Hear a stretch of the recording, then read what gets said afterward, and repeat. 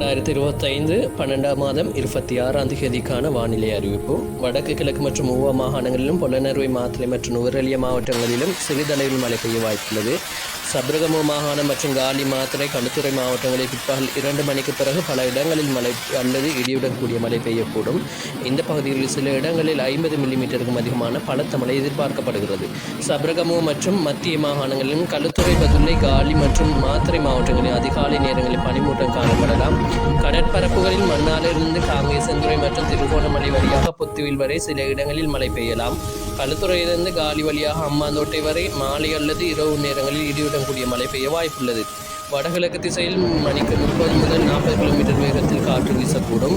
சில கடற்பரப்பு காற்றின் வேகம் 50 கிலோமீட்டர் வரை அதிகரிக்கக்கூடும்.